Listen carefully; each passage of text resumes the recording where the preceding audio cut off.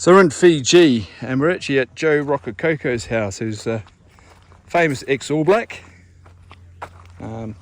Certainly a hero of the game and great bloke as well. And this is his beautiful piece of paradise on top of a hill. He's got the slab down. We're just meeting up with his builders now. We've got all the frames up here. There's still another container of material to come across from Australia, which is all ready to go. But you can see it's, he's got the hard part done. This is quite a remote place, so getting the slab done was certainly not easy. This is the ROK house, ROK, and it's a decent size. They've got all the plumbing in the slab here. Everything's all ready to go. Got a nice big pad.